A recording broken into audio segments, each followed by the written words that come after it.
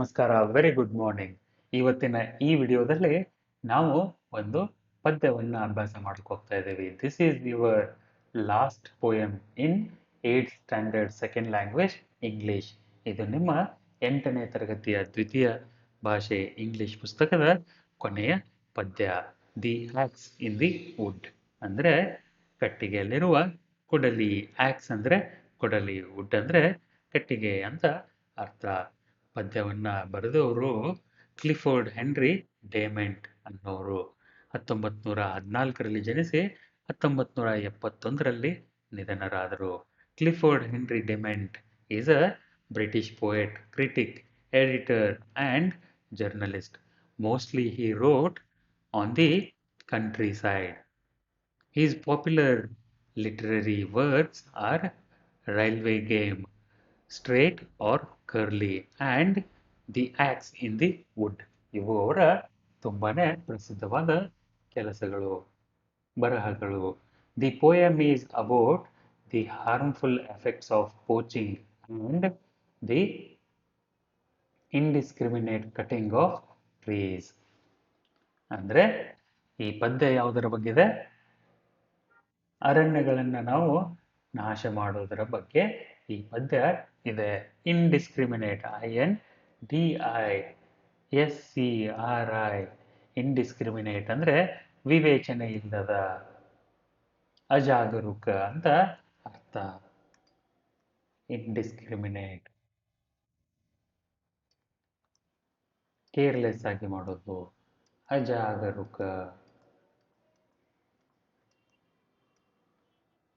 Cutting of trees, ವಿವೇಚನೆ ಇಲ್ಲದ cutting of trees ಅಂದರೆ ಗಿಡಗಳನ್ನು ವಿವೇಚನೆ ಇಲ್ಲದೆ ಯಾಕೆ ಕಡಿಬೇಕು ಅಂತ ಅರ್ಥನೇ ಇಲ್ಲದೆ ಕಡ್ದಾಕೊಡೋದು. ಪೋಚಿಂಗ್, POACHING,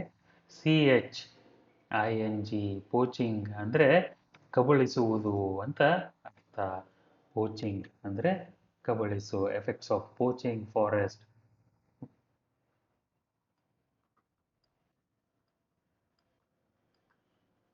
ಕಬಳಿಸು, ಬೇಟೆಯಾಡು ಅಂತ ಅರ್ಥ ಆಗುತ್ತೆ. ಸರಿನಾ?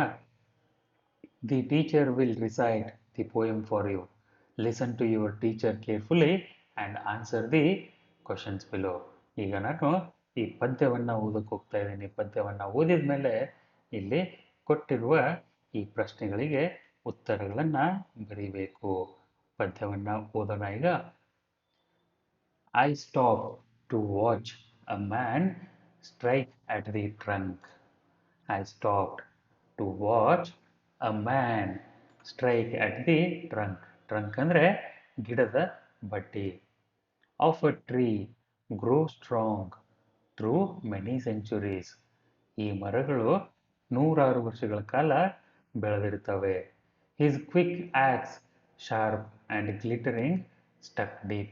ಅವನ ಹೊಳೆಯುತ್ತಿರುವಂತಹ ಹರಿತವಾದ ಕೊಡಲಿ ಒಂದೇ ಏಟಿಗೆ ಅರ್ಧ ದಾರಿ ಒಳಗೋಯ್ತು. Struck deep. And yellow chips went spinning in the air. ಗಿಡಗಳನ್ನು ಕಡಿದಾಗ ಏನಾಗುತ್ತೆ?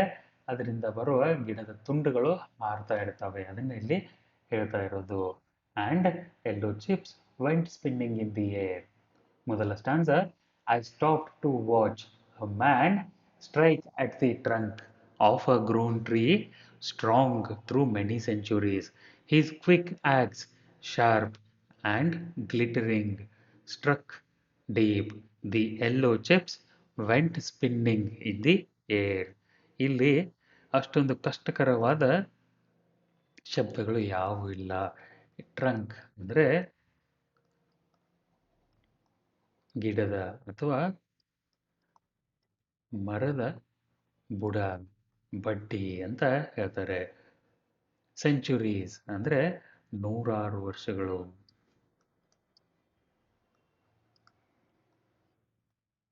ನೂರಾರು ವರ್ಷಗಳು. ಕ್ವಿಕ್ ಆಕ್ಸ್ ಅಂದರೆ ದೂರವಾಗಿ ಜೋರಾಗಿ ಬರ್ತಾ ಇರೋ. ಶಾರ್ಪ್ ಅಂದರೆ ಹರಿತವಾದ. ಗ್ಲಿಟರಿಂಗ್ ಅಂದರೆ ಹೊಳೆಯುವ.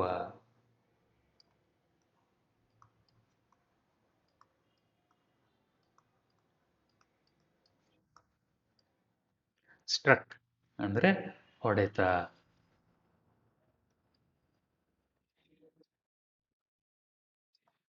ಆ ಹೊಡೆತ ಗಿಡದ ಆ ಬುಡದಲ್ಲಿ ಅರ್ಧ ದೂರ ಒಳಗೋಯ್ತು. And I remember how I like this side. Spinning ಅಂದರೆ ತಿರುಗುತ್ತಾ.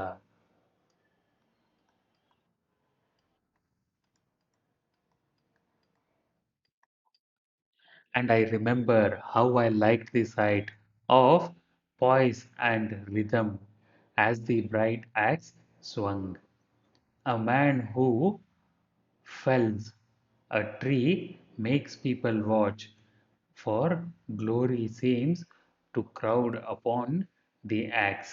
ಅಂದರೆ ಐ ರಿಮೆಂಬರ್ ಇಲ್ಲಿ ಹೇಳ್ತಾ ಇದ್ದಾರೆ ನನಗೆ ನೆನಪಿದೆ ಏನು of poise P O I S E poise ಅಂದರೆ ಏನರ್ಥ ಹೇಳಿ ನೋಡೋಣ P O I S E poise ಅಂದರೆ ಸಮತೋಲನ ರಿದಮ್ ಅಂದರೆ ಒಂದು ರಾಗ ಅಂತ ಹೇಳ್ಬೋದು ಆರ್ ವೈ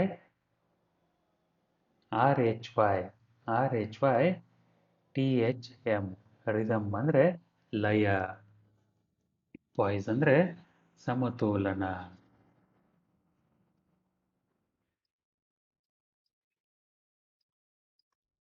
ಸಮತೋಲನ ರಿದಮ್ ಅಂದರೆ ಲಯ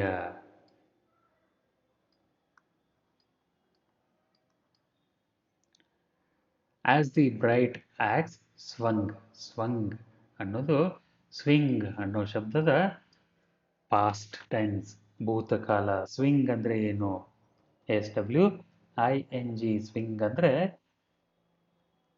ಉಯ್ಯಾಲೆ ತೂಗಾಡಿಸು ಓಲಾಡಿಸು ಇಲ್ಲಿ ಉಯ್ಯಾಲೆ ಅನ್ನೋ ಶಬ್ದ ಬರಲ್ಲ ಇಲ್ಲಿ ತಿರುಗಿಸಿ ಹಾಕು ಸ್ವಿಂಗ್ ಅಂತ ಅಂದರೆ ಇಲ್ಲಿ ಹೊಡೆಯುವುದು ಮೇಲಿನಿಂದ ಕೆಳಗೆ ಕೊಡ್ಲಿಯನ್ನು ಹೇಗೆ ಹೊಡಿತಾರಲ್ಲ ಅದನ್ನು ಸ್ವಿಂಗ್ ಅಂತ ಹೇಳ್ತಾ ಇದ್ದಾರೆ ತಿರುಗಿತು ತೇಲಾಡು ಅಂತ ಅರ್ಥ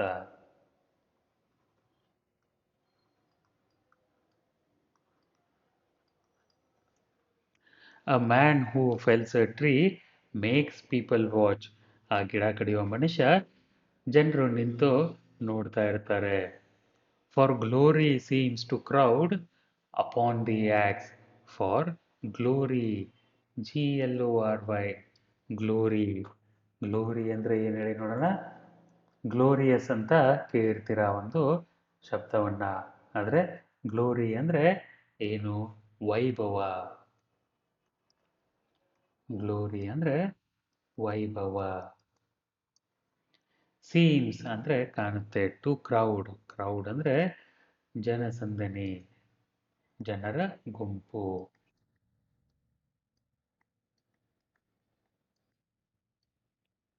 ಜನರ ಗುಂಪಿಗೆ ಇದು ವೈಭವವಾಗಿ ಕಾಣ್ತಾ ಇರುತ್ತೆ I know the answer to the chance reproach I know the answer to the chance reproach. How old the tree was and how dangerous, how it might fall, how timber in the stack had more good in it than a growing tree.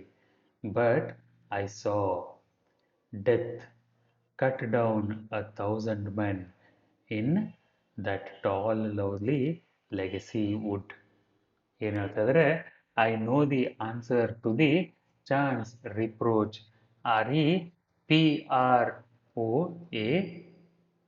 REPROACH reproach ಅಂದರೆ ನಿಂದೆ ತೆಗಳಿಕೆ ಚೀಮಾರಿ ಮೂಡು ಅಂತ ಅರ್ಥ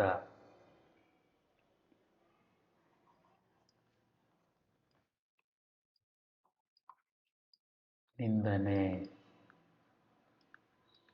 ತೆಗಳು I know the answer to the chance reproach. How old the tree was, how dangerous, how it might fall, how timber in a stack had more good in it than a growing tree. ನೀನು ಆ ಗಿಡ ಕಡಿಯೋರಿಗೆ ಮರ ಕಡಿಯೋರಿಗೆ ನಿಂತು ನೋಡೋರಿಗೆ ಹೋಗಿ ಹಾಗೆ ಮಾಡಬಾರ್ದು ಅದು ಅಂತ ಕೆಟ್ಟ ಕೆಲಸ ಅಂತ ನಿಂದನೆ ಮಾಡಿದರೆ ಅವರ ಉತ್ತರ ಏನಾಗಿತ್ತು ನನ್ನ ಉತ್ತರ ಏನಾಗಿತ್ತು ಅಂದರೆ ಆ ಮರ ಎಷ್ಟೊಂದು ಹಳೆಯದಾಗಿತ್ತು, ಮುದುಕ ಆಗಿತ್ತು, ಬಿದ್ದೋಗೋದ್ರಲ್ಲಿತ್ತು, ಬಿದ್ದೋದ್ರೆ ಯಾರ ಮನೆ ಮೇಲೆ ಬಿದ್ದು ಹೋಗ್ಬೋದಾಗಿತ್ತು ಅನ್ನೋ ಒಂದು ಅಪಾಯ ಕೂಡ ಇತ್ತು. ಅದೇ ಥರ ಈ ನಿಂತಿರುವ ಮುದಿ ಮರದಕ್ಕಿಂತ ಅದನ್ನ ಕಡಿದು ಗಾಡಿಯಲ್ಲಿ ಸ್ಟ್ಯಾಕ್ ಮಾಡಿದ್ರೆ, ತುಂಬಿದ್ರೆ, ಸರಿಯಾಗಿ ಹೊಂದಿಸಿದ್ರೆ ಅದರ ಒಂದು ವ್ಯಾಲ್ಯೂ ಅಂದ್ರೆ ಬೆಲೆ ಈ ನಿಂತ ಮರಕ್ಕಿಂತ ಜಾಸ್ತಿ ಇರುತ್ತೆ ಅಂತ ಹೇಳ್ತಾ ಇದ್ದಾರೆ. But I saw death cut down 1,000 men. ಒಂದು ಮರ ಕಡಿದ್ರೆ ಅವತ್ತು ಸಾವು ಬಂದು 1,000 ಜನರನ್ನ ಕಡ್ದಾಕ್ದಂಗಾಯ್ತು. In that tall lovely legacy wood. ಆ ಮರದಲ್ಲಿ ನಾನು 1,000 ಜನರ ಜೀವವನ್ನ ನೋಡ್ದಂಗಾಯ್ತು. ಆ ಗಿಡವನ್ನ ಕಡಿದ್ರೆ 1,000 ಜನರನ್ನ ಕೊಂದಾಕ್ದಂಗಾಯ್ತು ಅಂತ ಹೇಳ್ತಾ ಇದ್ದಾರೆ ಇಲ್ಲಿ ಕವಿ. ಲೆಗಸಿ ಅಂದ್ರೆ ಪರಂಪರೆ, ವುಡ್ ಅಂದ್ರೆ ಇಲ್ಲಿ ಮರ, ಕಟ್ಟಿಗೆ ಅಲ್ಲ ಮರ. ಲೆಗಸಿ ಅಂದ್ರೆ ಪರಂಪರೆ.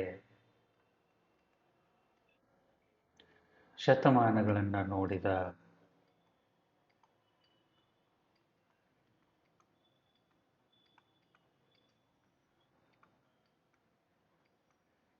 ನೋಡಿದ ಅಂತ ಅರ್ಥ. ಟಿಂಬರ್ ಅಂದ್ರೆ ಕಟ್ಟಿಗೆ.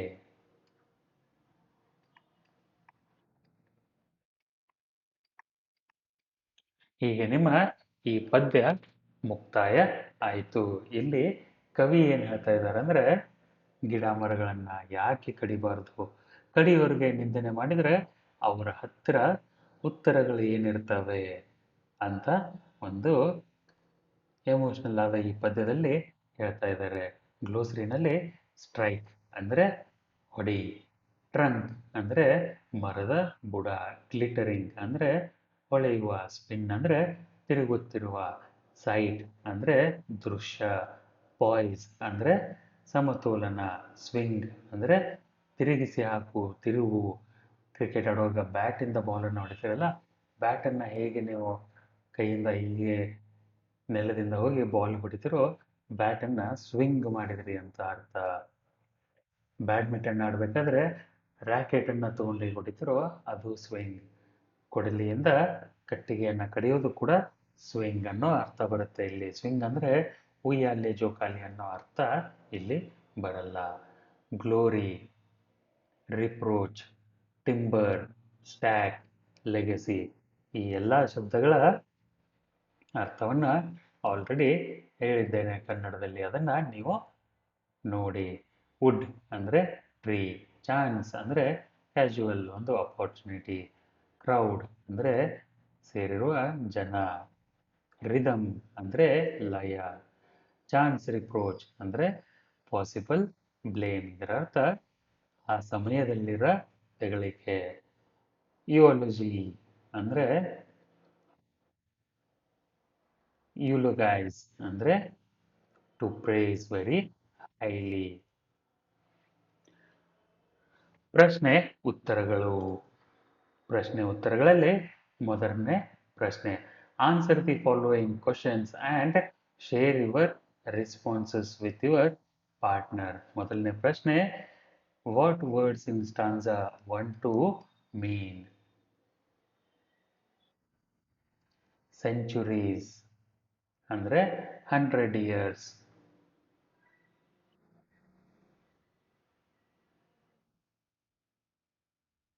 ಎರಡನೇ ಪ್ರಶ್ನೆ, make a list of all the words that are used in the poem to describe the acts.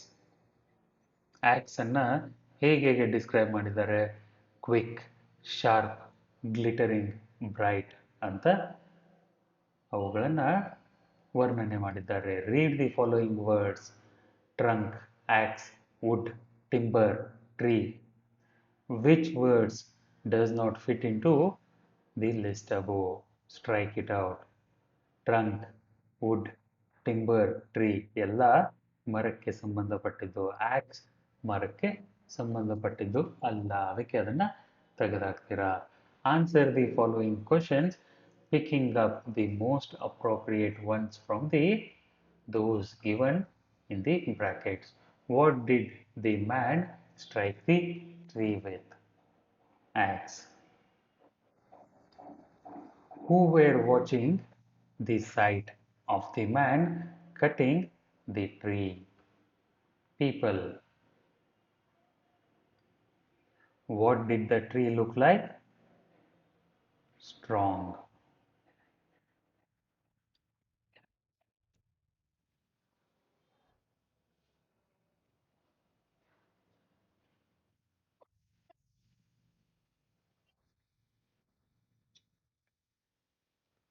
ಮುಂದಿನ ಪ್ರಶ್ನೆ read and write ನಲ್ಲಿ who do you think I refers in this poem? ಈ ಪದ್ಯದಲ್ಲಿ I ಅಂದ್ರೆ ಯಾರು ಅಂತ ಕೇಳ್ತಾ ಇದ್ದಾರೆ. ಏನು ಉತ್ತರ ಇರ್ಬೋದು ಇದಕ್ಕೆ? ಯೋಚನೆ ಮಾಡಿ. In this poem, I refers to the poet Clifford Henry Diamond. ಎರಡನೇ ಪ್ರಶ್ನೆ Why do you think the poet stopped? The poet stopped to watch a man at the tree of a striking at the trunk of a tree with the axe. ಮೂರನೇ ಪ್ರಶ್ನೆ Which line tells us that the tree is aged?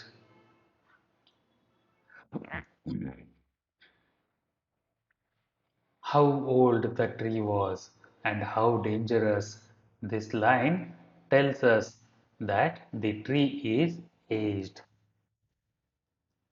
ನಾಲ್ಕನೇ ಪ್ರಶ್ನೆ Does the poem mean that cutting a tree is a huge loss for human beings?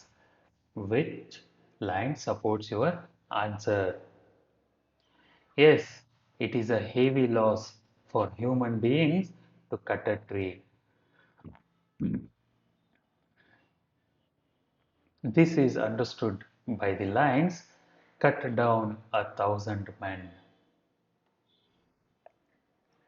ಐದನೇ ಪ್ರಶ್ನೆ Do you think the poet wrote this poem while the tree was being cut? Support your answer picking up the relevant lines from the poem. No, the poet did not write the poem while the tree was being cut. The fifth and sixth lines reveal this fact. The fifth line and sixth line says, and I remember how I liked the sight of poise and rhythm as the bright axe swung, which apparently in the past tense. Hence, the poet did not write this poem while he was watching the tree being cut. ಆರನೇ ಪ್ರಶ್ನೆ Do you think the poet has made his intention clear to the reader at the end? Which lines support your answer? Yes, the poet has made his intentions clear in the end. The last two lines of the poem support the answer. But I saw death cut down 1,000 men in that tall lovely legacy of wood ಅಂತ ಉತ್ತರ ಬರೀತೀರಾ. ಏಳನೇ ಪ್ರಶ್ನೆ What message does the poem give us? The poem gives us the message that people have many reasons to cut trees, such as it might fall, it is aged, it is very old now. The value of this dried out old tree is much more if we cut it down. The poet compares the death of the tree is equal to the death of 1,000 men. So, the message of the poem is that we should not cut the tree unnecessarily. What do you learn about the trees from this poem? The tree makes many years. The tree takes many years to grow strong.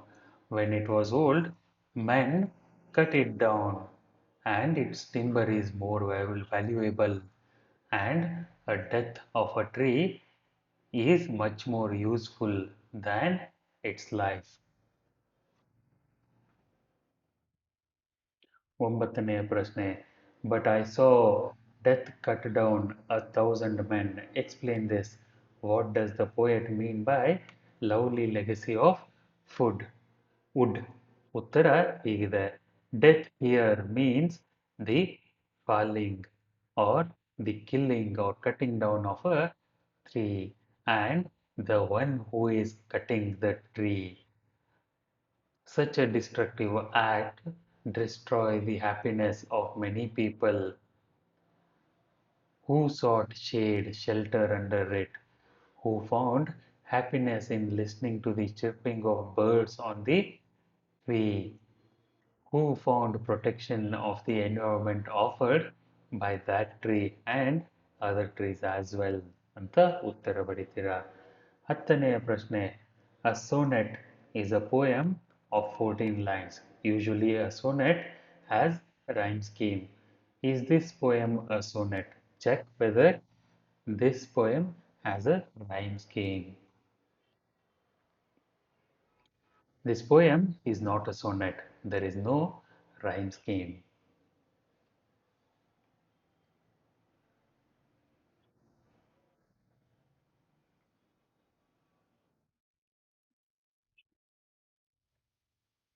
Note: Imagine a boy in your classroom by name Shashi is unable to answer even a single question.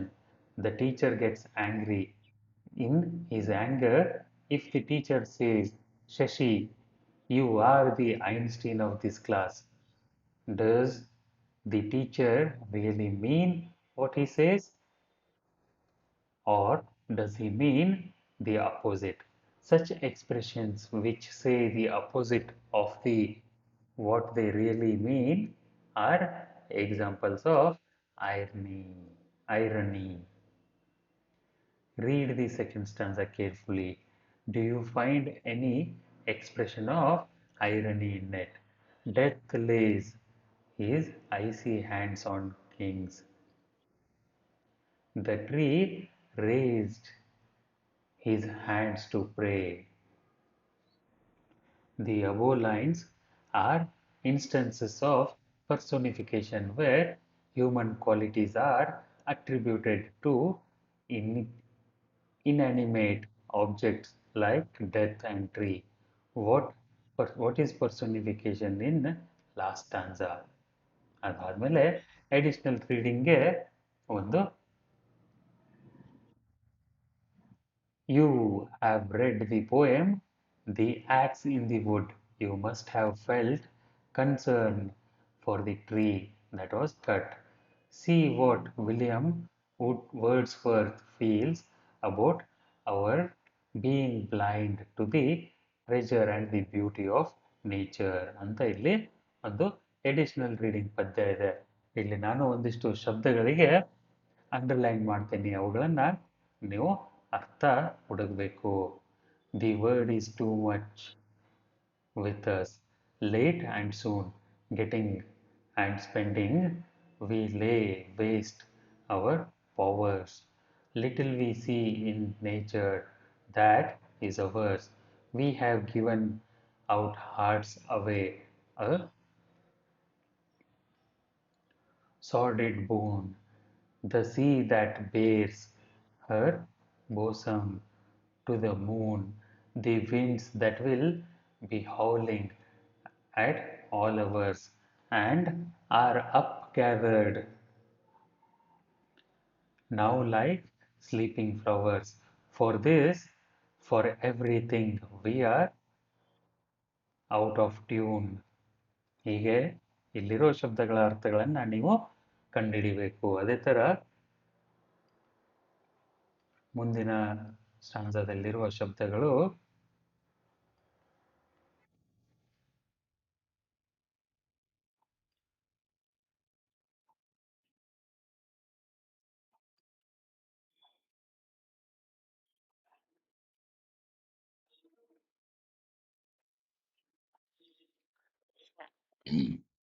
ಈ ಶಬ್ದಗಳ ಅರ್ಥಗಳನ್ನ ಕಂಡುಹಿಡಿಬೇಕು ನೀವು, ಸರಿನಾ?